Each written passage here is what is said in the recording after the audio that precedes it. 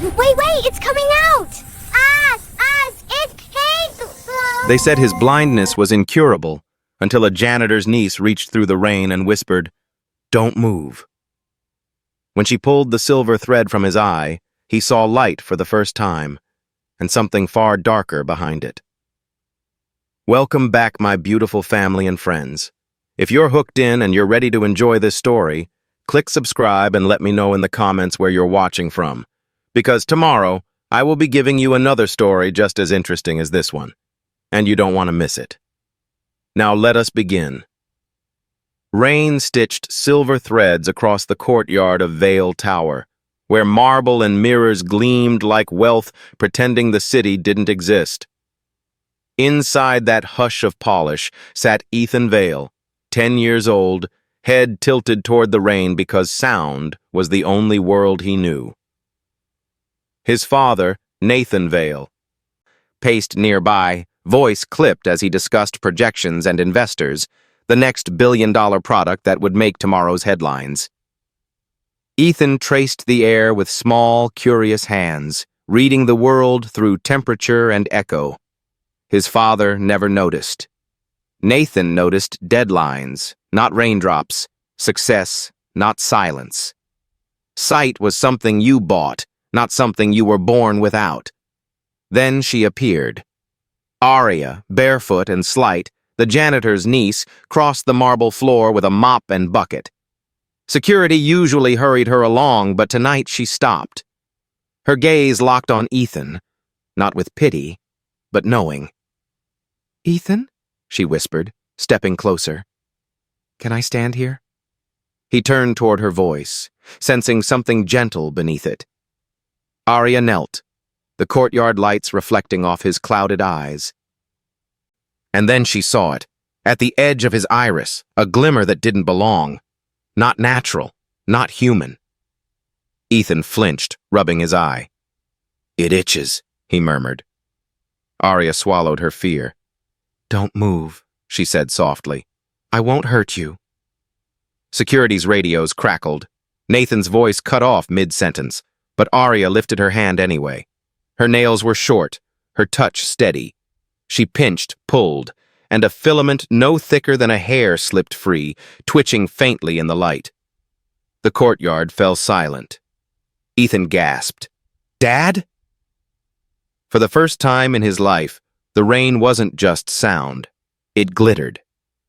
To understand why a strand of metal lived behind a child's eye, you have to start with the day Ethan was born, and the contract Nathan signed before he ever held his son. It was supposed to buy hope, an exclusive neonatal partnership with Vale Dynamics' own visionary division, promising preventive sensory innovation. He never read the fine print. He only remembered the blinding light of the delivery room, the first cry, the doctor's calm voice saying, "There's a complication." Now, a decade later, the truth pulsed between a barefoot girl's fingers. Aria's hand trembled as she lifted the filament. The thing writhed faintly, catching glints of lightning. It looked almost alive, like it didn't want to be seen. For a heartbeat, everyone froze. Then Ethan gasped, body jerking as though the world had burst open behind his eyelids. Light came for him like a storm. The courtyard exploded in color. Wet marble flaring gold, the fountain scattering shards of silver rain. His father's outline framed by glass and motion. Ethan blinked hard, his pupils trembling. Shapes sharpened. Shadows softened into faces. "Dad?" The word left his mouth in a whisper, fragile, unbelieving. His chest heaved. "Dad, I see you." Nathan Vale turned, the phone slipping from his hand. For a moment, he couldn't breathe. His son's clouded eyes were clearing, blue irises surfacing through the milk-white haze. Impossible. His mind reached for logic and found none. Employees under the awning stared, some raising their phones to record. A guard's radio crackled with static. Rain began to fall harder, drumming against the marble. Ethan stumbled forward, reaching for his father's face as if to confirm it was real. Nathan caught him by instinct, hands gripping his small shoulders. You can see?" Ethan nodded, eyes wide with wonder. "You're taller than I thought."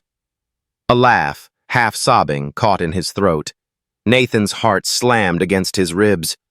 For 10 years, silence had been their world, the darkness between them measured in surgeries and missed birthdays.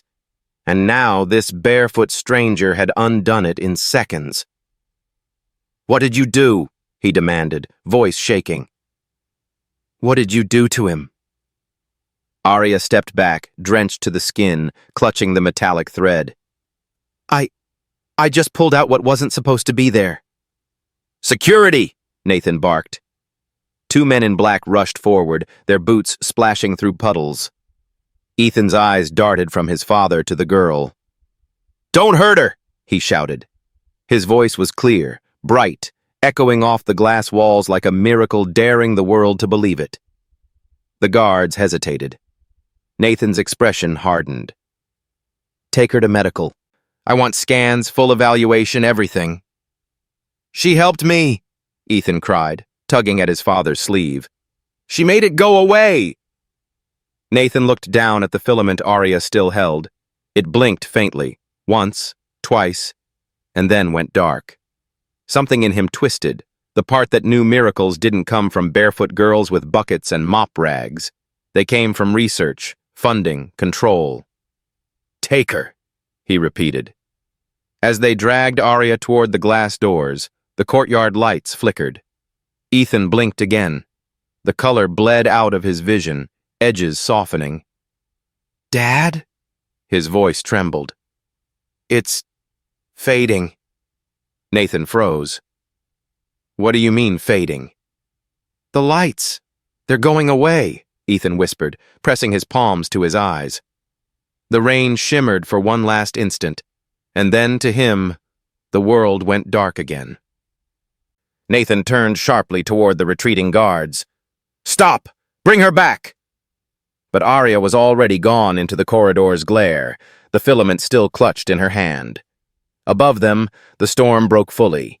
Lightning split the sky over Vale Tower, and in its white flash, Nathan saw his reflection on the wet marble, eyes wide, face pale, realizing too late that whatever she had taken from his son's eye wasn't just metal. It was proof.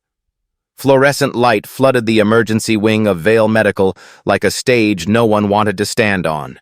White coats rushed past, murmuring in a language built from data and disbelief.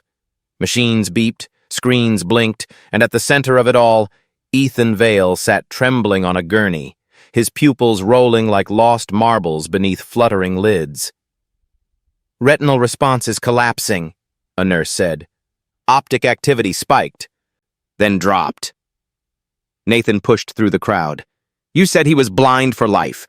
Now he sees, then doesn't. What's happening?" No one answered directly. The doctors huddled, whispering like conspirators, staring at the scans that contradicted everything they'd ever published. A resident looked at Nathan with wide eyes. "Mr. Vale, with respect, this defies our data." "I don't care about your data," Nathan barked. "Fix my son!" Ethan stirred, reaching for his father's hand. "It's dim again, Dad. I can't. The colors are slipping." His fingers gripped Nathan's tighter, as if touch could replace sight once more. Nathan swallowed hard. "You'll see again. I promise." But his own voice wavered. The lead surgeon, Dr. Haynes, entered then, a man Nathan had trusted since Ethan's birth. His hair was silver now, his tone clipped with false calm. He held a small vial sealed with medical tape. Inside it, the thing Arya had pulled shimmered faintly under sterile light. "This was removed from the boy's eye," Haynes said. "We've run a surface scan." He turned the vial slowly, letting the thread glint. "It's not organic tissue." Nathan frowned. "Meaning what?" "Meaning," Haynes said carefully, "it's manufactured. Some kind of microfilament, likely synthetic alloy. possibly bio-integrated tech. Nathan blinked, trying to process. You're telling me someone implanted that into my son's eye? Haynes avoided his gaze. It's complicated. There were trials years ago, neural optics, early prototypes for sensory enhancement. None were approved for pediatric use. We discontinued them. Nathan's stomach knotted. I never approved any trial. He was an infant. A younger doctor cleared his throat. Our database lists Ethan Vale under code NX42. Experimental consent attached. Consent? Nathan snapped. He was 6 weeks old. The room froze. Only the machines kept talking. Ethan winced, clutching his temple. It's dark again. Nathan turned sharply to the team. Do something! They scrambled, but the monitors kept dropping, one line at a time. Nathan's fury cracked into panic. You promised me science could fix him, he shouted. You took my money, my trust, my son's eyes, and this is what you give me? Dr. Haynes pressed the vial into his palm. This thing, he said quietly, isn't from us now. Whatever was done, it's older, forgotten. Maybe someone revived it. Nathan stared down at the glass. The filament twitched faintly, like a dying spark. He could see his own reflection warped across the curved surface, his empire's emblem etched on his cufflink gleaming beside it. Behind them, a PR officer from Vale Dynamics' medical branch rushed in, phone in hand. Mr. Vale, we have to manage this carefully, she said. Videos from the courtyard are circulating. If the public connects the girl's interference to your son's condition, the liability... Nathan cut her off. Get out. Sir, it's already trending. #Miracle at Vale Tower. We need an official statement. Get out! His voice thundered through the sterile air, scattering the staff like pigeons. Only Dr. Haynes stayed. When the last door shut, Nathan turned the vial over again, watching the light fracture through it. Manufactured, he whispered. Someone made this. Someone put it there. The realization hit like a tremor running through the walls. All the wealth, all the innovation, all the patents with his name on them. And somewhere inside that empire, someone had treated his child like a test subject. He stood motionless under the harsh hospital lights, the sound of rain against the glass echoing faintly in the distance. This wasn't a miracle. It was evidence. And whoever buried it inside his son's eyes had just made a fatal mistake. The rain hadn't stopped when Nathan left the hospital. It followed him home, tapping against the glass walls of the Vale estate like a reminder he couldn't silence. Sleep wouldn't come. Answers wouldn't either. Only questions, each sharper than the last. By midnight, he was in his study, the glow of his monitors reflecting off the decanter on his desk. Files, reports, medical charts. He opened them all, breaking through layers of digital security he himself had designed. His access codes still worked. No one expected the CEO to hack his own empire. He typed his son's name, Ethan Vale. The database hesitated, then unfolded a history he'd never seen. Patient logs, early intervention notes, neonatal records signed with names he recognized, his own executives, his chief of neurodevelopment, Dr. Haynes among them. Each entry clean, polished, sanitized, until one line stopped him cold. Subject 014B, Neurovision Integration Trial. Parental consent, signed under ND protocol. He opened the attached document. The scanned signature stared back at him, his own. Dated 10 days after Ethan's birth. He remembered that day. The panic, the doctors saying there was a chance to save his son's eyes if he approved immediate treatment. He'd signed without reading, too desperate to hope, too proud to question. He scrolled deeper. Transfer receipts appeared, millions funneled into Vale Dynamics' Neuro Division. Project codename Insight. Purpose, to test adaptive optic inhibitors for long-term data control. Nathan's throat tightened. Inhibitors, he whispered, not implants. His stomach churned as realization dawned. They hadn't tried to give Ethan sight, they'd designed him not to see. He slammed the desk with his fist. Files scattered like feathers across the room. For years he'd believed blindness was a cruel twist of fate. But it wasn't fate. It was finance. A controlled outcome built by the same empire whose logo glimmered on the tower's glass, and he found the archived footage next, an old security reel from the neonatal ward. The recording flickered to life. A tiny infant swaddled in white, tubes feeding into his temples, doctors moving briskly under sterile light. And there in the background, a clipboard bearing the authorization seal of Veil Dynamics. Then he saw it, the final signature approving the procedure. Nathaniel Veil, founder and CEO. His breath hitched. His reflection flickered on the monitor's dark screen beside the paused video. The man staring back looked older, colder, someone he barely recognized. He rose slowly, crossing to the mirror above the cabinet. The same reflection met him there, powerful, hollow, monstrous. "You blinded him," he whispered. "You did this." The words tasted like metal. He gripped the sink until his knuckles went white. Behind his eyes, memories crashed, the first time Ethan reached for his face and missed, the way he'd smiled anyway, pretending not to hurt. Nathan sank against the counter, chest shaking. When he finally looked back at the screen, something new blinked across the interface. A message box that hadn't been there before. No sender ID, no subject line. Just one sentence, pulsing red. "You're not supposed to see this." The cursor blinked beneath it, waiting. Nathan's heart pounded. He checked the security feed, no one else in the house, yet someone was watching. The message refreshed again, adding a second line. "Stop digging, Nathan." And then, before he could trace it, the monitor went black. Outside, lightning carved a vein of white across the city skyline, illuminating the Veil Tower in the distance, the monument he'd built to innovation, now a shadow against its own light. Nathan stared at his reflection, one last time. The man who looked back wasn't a billionaire anymore. He was a father standing in the wreckage of his own creation. And somewhere in the storm, he knew this was only the beginning of the reckoning. The security room was too bright for someone like her.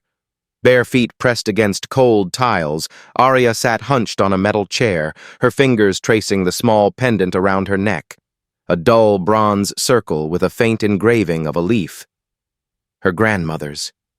Her only thing that still felt alive. Outside the glass, guards moved like shadows.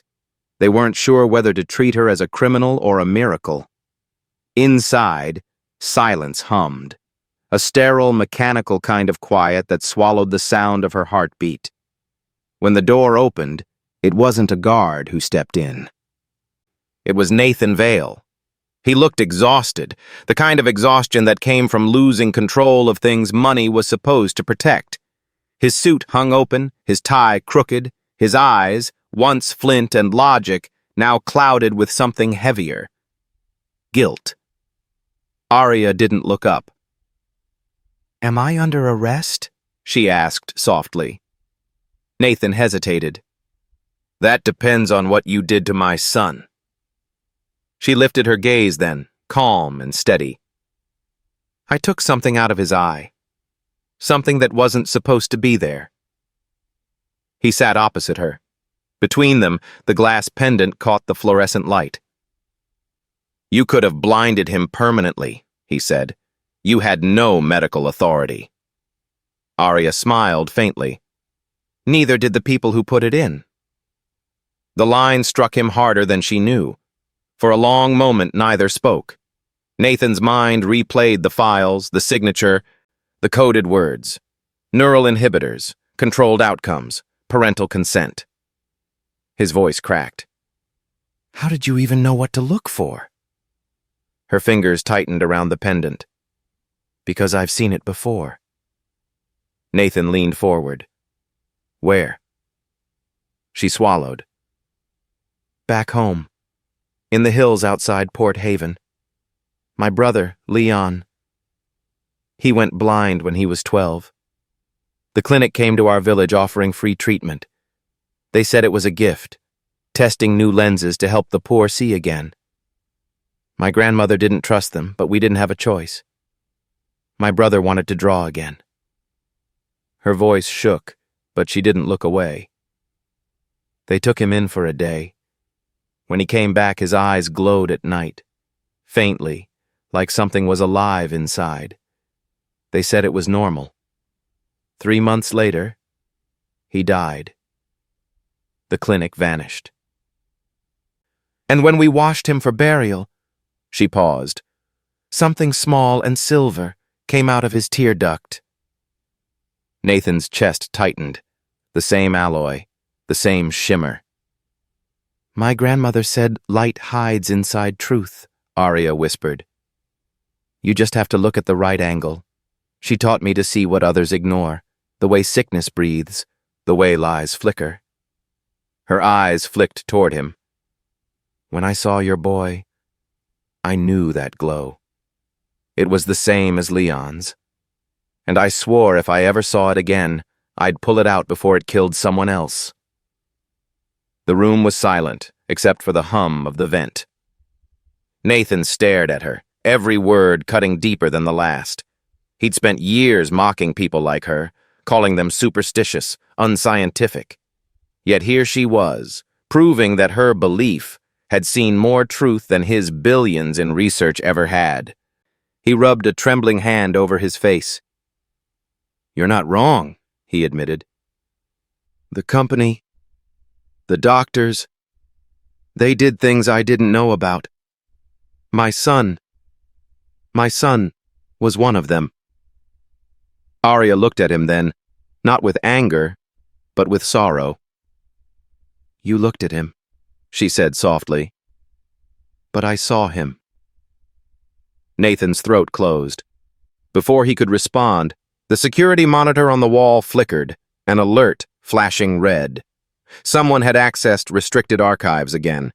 Arya's pendant glinted in the light, like a small reflection of truth refusing to stay buried. And Nathan knew, deep in his bones, that the real storm hadn't even started yet. The hospital room was dim, the blinds half drawn against the evening glare. Machines whispered softly, like the world was afraid to speak too loudly. Ethan Vale lay still beneath the sheets, his small hands folded over his chest. The monitors blinked steady but uncertain. Nathan sat beside him, elbows on his knees, face buried in his hands. He hadn't left the room in 2 days. Every hour, the doctors came with new words that sounded like hope, dressed in science. Temporary recovery, retinal strain, fluctuating neural response. But Nathan could see it. The light in Ethan's eyes, once bright and startling, was dimming again. Dad, Ethan whispered. Nathan lifted his head. His son's pupils trembled, chasing shadows that moved and vanished. It's blurry again. Ethan blinked hard, forcing focus. Sometimes I see the colors, then they fade. Nathan swallowed the ache in his throat. We'll fix it, he said automatically, the same reflex he'd used for everything his money could mend. I'll find the best specialists. There's tech in Geneva, Seoul. Ethan's small hand found his father's. I don't want machines. Nathan froze. What do you mean? Ethan smiled faintly. When it's dark, I can still see you. Something in Nathan broke. The words were too pure, too undeserved. He leaned forward, pressing his forehead against his son's hand. I'm so sorry, Ethan, for all the years I wasn't here, for thinking I could buy your light. Ethan tilted his head. You're here now. Nathan's breath shuddered. He sat there in silence, watching his son drift toward sleep. For the first time, he realized how small the boy was, how fragile, How human. For 10 years, Nathan had chased brilliance, technology, vision for the future, yet he'd never learned how to look at the present. He was still lost in that thought when the door creaked open. Arya stood in the doorway, her hair damp from the rain, a bundle of leaves and linen in her hands. "I heard," she said quietly. "It's fading again." Nathan rose, exhaustion carving lines across his face. "The doctors don't know why." "They wouldn't," she replied, stepping closer. "They treat what they can measure, not what they caused." She set the bundle down on the bedside table and unwrapped it. Inside lay crushed herbs mixed with honey and steam, the scent earthy and soothing. "What is that?" Nathan asked. "My grandmother's poultice," Arya said. "Not for sight, for pain. It draws out what burns." Nathan hesitated, torn between skepticism and desperation. "You think this will help him?" Arya met his gaze. "I don't know. But it won't hurt him. And right now, that's more than the rest of you can promise." Nathan looked at his son, then back at her. "Why are you helping us, after what I did to you?" Arya's expression softened. "Because he's a child, and because somewhere in all this noise, you still love him." She placed the warm poultice gently across Ethan's brow. The boy sighed, the tension leaving his shoulders. For the first time in days, his breathing evened out. Nathan stood in silence, watching. The room smelled of herbs and rain, the sterile air replaced by something living. He turned to her, voice low and rough. "Tell me how to fix this. Please." Arya looked at him for a long moment, her eyes steady but kind. "That's the problem, Mr. Vale," she said softly. "You're always trying to fix what you should be feeling." Nathan frowned, desperate. "Then what do I do?" She took a step back toward the door, the shadows tracing her outline. "Stop fixing," she whispered. "Start seeing." And before he could reply, she was gone, leaving only the scent of earth and truth behind her, an answer that felt more like a warning. The boardroom at Vale Dynamics had always been Nathan's kingdom, 30 feet of polished glass, a skyline view, and men who never said no to him. But this morning, as he stepped through the doors, the air was heavy, tense. Whispers fell silent. Screens glowed with charts and profits. Nathan didn't sit. He dropped a thick folder onto the table, its contents spilling like evidence at a crime scene. "Before we talk projections," he said quietly, "we're going to talk about Project Insight." A ripple of confusion passed through the executives. The chief financial officer frowned. "That program's been dormant for years." "Don't!" Nathan snapped. His voice echoed through the glass walls. "Don't insult me. I built this company. I know what's buried in it." He clicked the remote. The screens behind him lit up with images. Contracts, lab reports, signatures, photos of children in hospital gowns. Ethan's neonatal file appeared last. The name, Subject 014B, stamped across it. Gasps filled the room. "You called it innovation," Nathan said, his tone trembling between fury and shame. "You called it advancement. But what you did was theft. You stole a child's eyes, and one of them was mine."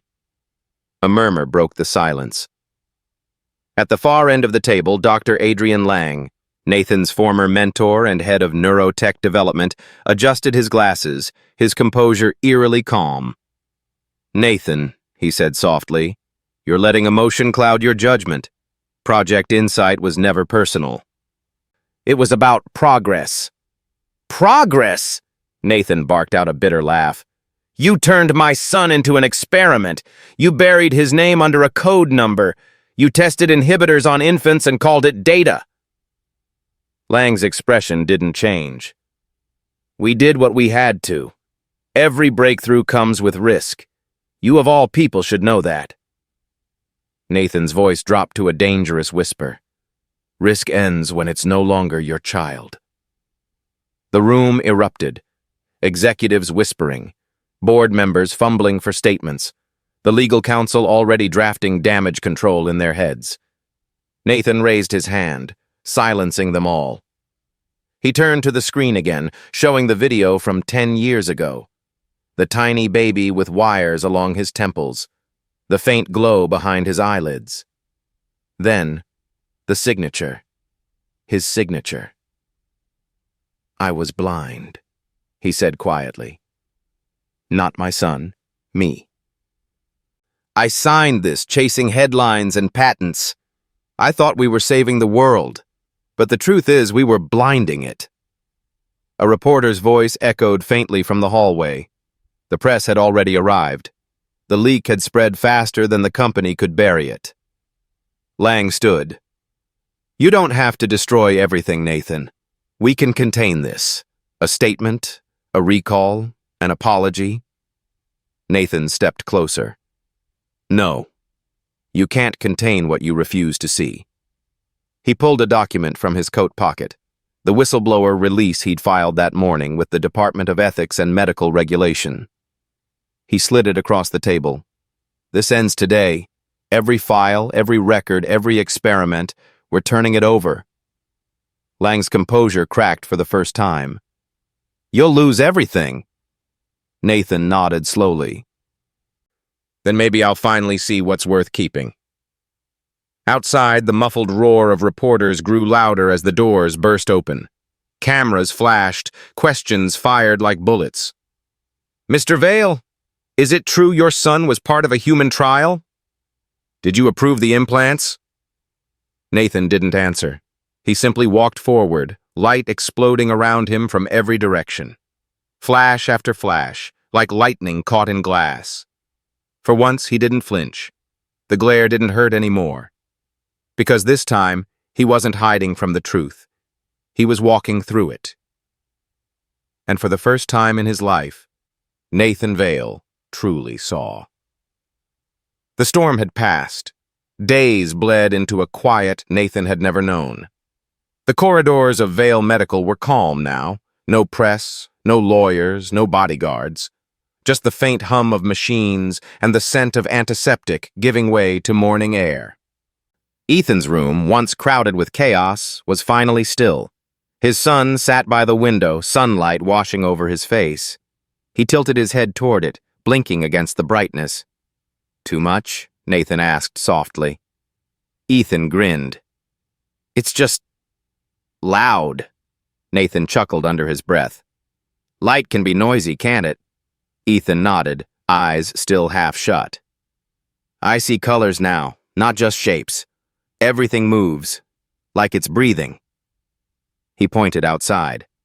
That tree looks green but also gold at the same time. Is that normal? Maybe it's how truth looks when you finally stop hiding from it, Nathan said quietly. They spent the morning walking through the hospital garden, slow and unhurried. Dew clung to the grass, and a soft fog hovered like memory. Ethan's small hand wrapped around his father's, the bond simple but unbreakable. I used to think about colors all the time, Ethan said. I'd imagine what your voice looked like. I thought maybe it was blue. Nathan smiled, throat tight. What color is it now? Ethan tilted his head, listening to the birds. Still blue, he said, but lighter now. The sound of footsteps drew Nathan's attention. He turned, and there she was. Aria. She stood at the edge of the garden, her clothes worn, her hair loose and glinting in the sunlight. The hospital badge on her chest was gone. She wasn't supposed to be here, but somehow, no one stopped her. Nathan met her halfway. You shouldn't have come, he said, though his tone was gentler than his words. I had to, Aria replied. I wanted to see him one more time. Ethan's face lit up when he heard her voice. Aria! She knelt beside him, smiling softly. Hey, hero. How do things look? Like magic, Ethan said. But real. Arya brushed a strand of hair from his forehead. Good. You're supposed to see the world that way. Nathan cleared his throat. You gave him that chance. Arya shook her head. No, she said simply. You did. Nathan frowned. You pulled out the thing that blinded him. You risked everything. I just removed what didn't belong, she interrupted, her voice calm, certain. You're the one who finally looked at him. He didn't need my gift. He needed your eyes to open. Nathan's chest ached with something that felt like grace. You gave him sight, he said. Arya smiled faintly. No, Mr. Vale. He gave you vision. From her pocket, she drew the small bronze pendant, the one with the engraved leaf. She pressed it into Ethan's palm. My grandmother gave this to me, she said. Said it was a reminder that light lives inside us, even when we can't see it. Now it's yours. Ethan held it like treasure. Will I see you again? He asked. Arya looked past him toward the horizon. You already do, she said. Every time you look for light where others stop looking. Nathan wanted to thank her, to say something that could hold the weight of gratitude and apology all at once. But the words caught in his throat. She didn't wait for them.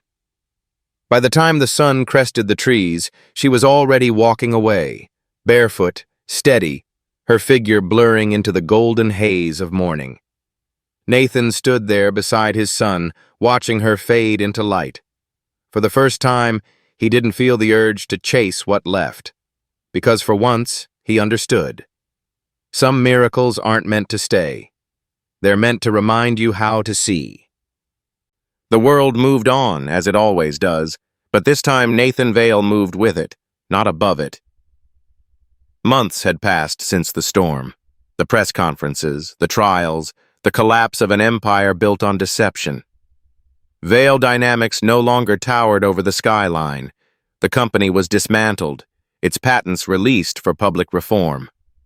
The same headlines that once praised Nathan's brilliance now printed words like accountability and atonement. He didn't run from them. He welcomed them.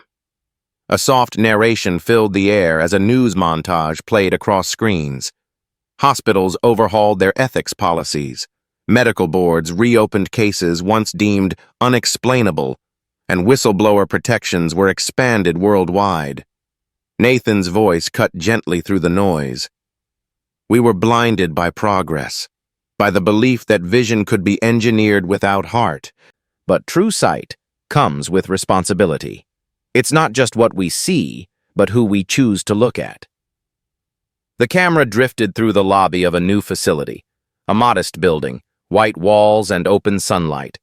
The sign above the entrance read, The Arya Light Project. Inside, children laughed and learned to navigate their world with touch and color, not limits. Some wore glasses, others traced patterns on raised screens. The foundation offered free care, therapy, and research for pediatric blindness, all funded not by profit, but by purpose. Ethan sat in the art room, sleeves rolled up, sketching with wax crayons. The paper in front of him was a blur of color. Sun, rain, sky, faces. Imperfect, but alive. Nathan leaned over his shoulder. What's that one? Ethan smiled without looking up. The world I can finally see. Nathan's chest tightened. Pride and regret threading together. It's beautiful, he murmured. Ethan grinned. It's still missing something. What's that? You. Nathan chuckled softly, shaking his head. Then it's perfect. Outside, the sky began to shift. The first drops of rain tapping against the glass, echoing the memory of another courtyard, another storm. They stepped out into it together. The air was cool, the city washed in silver light. The courtyard where it had all begun looked different now, no longer a monument of arrogance, but a garden of forgiveness. Flowers grew where fountains once sprayed over marble. Children's laughter replaced the hum of executives' phones. Ethan tilted his face upward, letting the rain run down his cheeks. "It's beautiful," he said, his voice small but sure. Nathan looked at him, really looked, and smiled. "Now I see it too." For a long while they stood in silence, rain blurring the world into a painting of light and motion. Nathan's voice returned, soft and reflective, carrying over the image of father and son beneath the gray-gold sky. "I spent half my life building towers so high, I forgot what the ground felt like. I thought success was sight, being able to look farther than anyone else. But sight without heart is blindness. The truth is, the richest man isn't the one who builds the tallest tower. It's the one who finally learns to look down and truly see." The rain softened to a drizzle. Ethan's hand slipped into his father's, the pendant Arya had given him glinting faintly between their fingers. Nathan looked up one last time at the clouds breaking apart, sunlight threading through. The world didn't look perfect, but it looked real. And for the first time, that was enough. Thank you for watching to the end. I believe you enjoyed it. We have a lot of other interesting stories like this lined up for you already, so click the image showing on your screen to watch the next